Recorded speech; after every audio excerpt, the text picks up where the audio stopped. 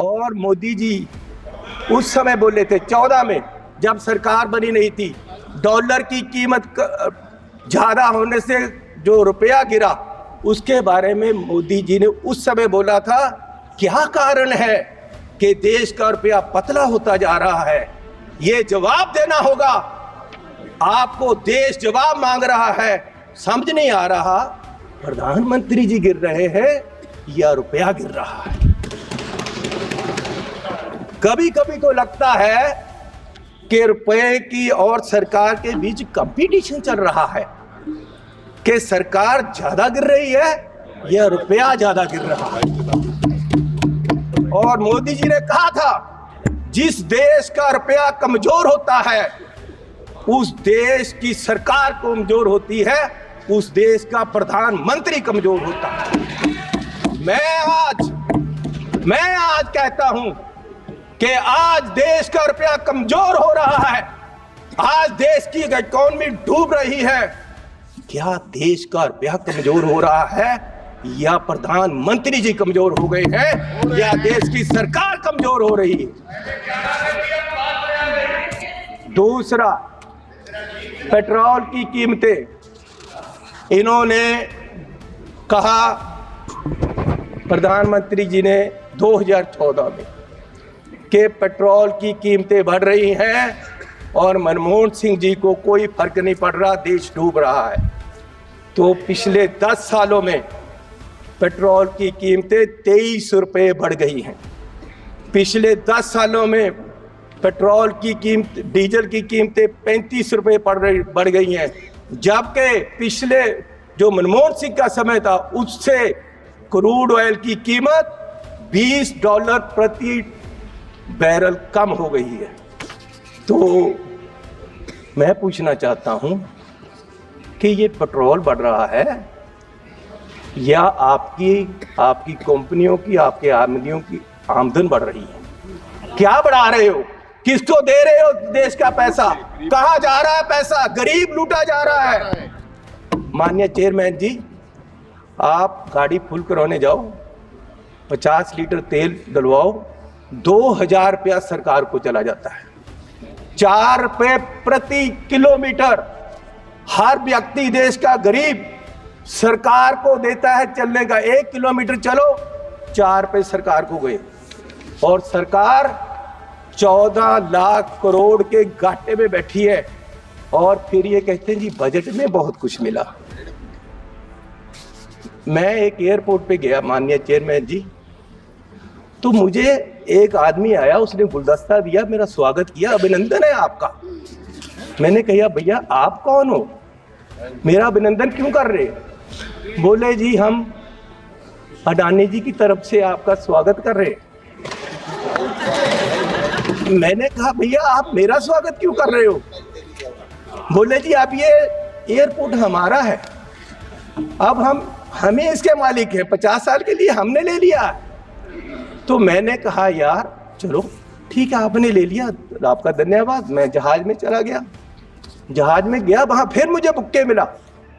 वो कहते जी आपका स्वागत है, हम कंपनी की तरफ से कर रहे। मैंने कहा यार इंडियन एयरलाइन का जहाज है, आप क्या कर रहे हो, आप कौन हो? बोले जी ये जहाज अब हमारी कंपनी का है, ये मोदी जी ने हमें बेच दिया है। तो मैं पूछना चाहता हूं कि क्या क्या बेचोगे, कितना बेचोगे देश को? मैं 7 एयरपोर्ट पे गया, जिनमें लखनऊ, अहमदाबाद, मैंगलोर, जयपुर, गुवाहाटी, त्रिवेंद्रम, मुंबई, ये 7 के 7 एयरपोर्ट अडानी जी की है। 50 साल के लिए उनको दे दिए गए हैं। उनका जो पुत्र है उसकी शादी में गिफ्ट कर दिए गए हैं और हजारों करोड़ रुपए शादी पे लगा। मेरे लड़के की शादी गुरुद्वारा में हुई।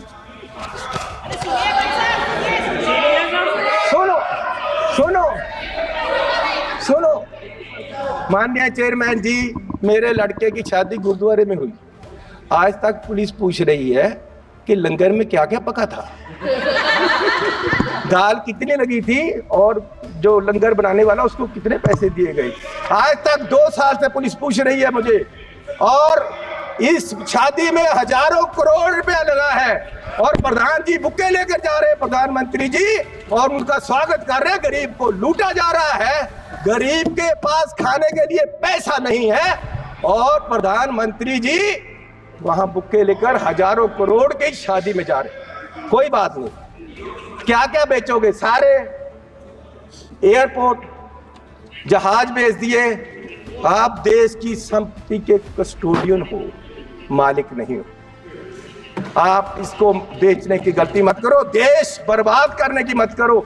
आप अपने आप को स्टेट्समैन बोलते हो, आप अपने आप को देश के बहुत बड़े खैर ख्वाह बोलते हो और देश को बेच रहे हो। गरीब आदमी कहां जाएगा एक दिन? स्पीकर साहब, माननीय चेयरमैन जी, मैं जब जीत कर आया सबसे पहले मैंने माननीय श्री अंबेडकर साहब की मूर्ति पे नमन करना चाहा। मैं वहां गया तो वहां मूर्ति नहीं है, वहां से उठाकर पीछे कर दी गई कहीं। लेकिन ये लोग समझ ले कि ये मूर्ति पीछे कर सकते हैं अंबेडकर साहब की, उनकी सोच पीछे नहीं कर सकते, ये उनकी सोच को मार नहीं सकते और उनको इस संविधान जो उन्होंने दिया है उसको बदल नहीं सकते। लोगों ने बता दिया इनको कि आप संविधान नहीं बदल सकते, पूरी मेजॉरिटी नहीं दी इसीलिए इनको। और इसलिए मैं ऐसा चाहूं राज में जहां मिले सभी को अन्न, छोट बड़ो सब सम बसे, रविदास रहे प्रसन्न। माननीय चेयरमैन जी, 22 तारीख को बजट पेश हुआ। मुझे बड़ी खुशी थी कि बजट में जा रहे हैं, पहली बार आया हूं सदन में। जलंधर के लोगों का धन्यवाद है जिन्होंने मुझे यहाँ खड़ा किया ले आकर, उन वोटरों का धन्यवाद है। मैं नए कपड़े डालकर आया कि बहुत कुछ मिलेगा आज देश में देखने को, बताने को। पंजाब में जाकर मैं और सारे एमपी हमारे प्रेस कॉन्फ्रेंस करेंगे कि देखो क्या क्या मिला, नए कपड़े मेले जैसे आया मैं। लेकिन यहाँ आकर खोदा पहाड़, लिकड़ा चूहा भी नहीं, कुछ नहीं मिला हमें।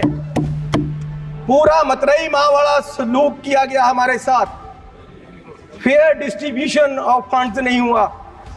ये सरकार हर नागरिक को बराबर नहीं देख रही है। चश्मा राजनीति वाला लगाया हुआ है, राजनीतिक चश्मे से देखा गया है। अपनी सरकार बचाने का फिक्र है, कुर्सी को पकड़े हुए हैं और ये बजट देश बचाने वाला नहीं है, सिर्फ अपनी सरकार बचाने वाला है। पंजाब में जो बाढ़ आई इनको दिखी नहीं। गरीब लोग जो मनरेगा में काम करते हैं, जिनको कांग्रेस की सरकार, मनमोहन सिंह जी सरकार ने गारंटी दी थी 100 दिन की, ये 100 से 101 भी नहीं कर सके, 200 नहीं कर सके। ये उनकी 400 दिहाड़ी, उनका जो वेज है वो बढ़ा नहीं सके। गरीब की कोई सुनवाई नहीं। इस बजट में पंजाब के लिए कुछ नहीं दिया गया। जलंधर इंडस्ट्री पंजाब की डूब रही है, जलंधर में लेदर इंडस्ट्री है, जलंधर में स्पोर्ट्स इंडस्ट्री है, वो डूब रही है, कुछ उसके लिए नहीं किया।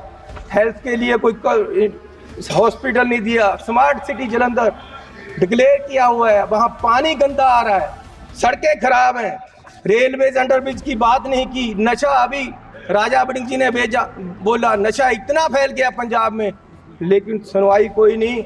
आदमपुर एयरपोर्ट का इन्होंने कहा था नाम, माननीय प्रधानमंत्री जी ने कहा था कि उसका नाम गुरु रविदास जी के नाम से रखेंगे, लेकिन आज तक नहीं। मैं वो भी मांग करता हूँ। बहुत शोर सुनते थे पहलू में दिल का, जब चीरा तो एक कतराए खून ना निकला। माननीय चेयरमैन जी, 24-25 के जो बजट में एस्टीमेट दिए गए हैं उसमें 32 लाख करोड़ रुपए की आमदन दिखाई गई है और 48 लाख करोड़ रुपए का खर्चा दिखाया गया है। 16 लाख करोड़ का घाटा है आमदन और खर्च में। जिस घर का 16 लाख करोड़ का घाटा होगा एक साल में, उसकी बर्बादी तय है।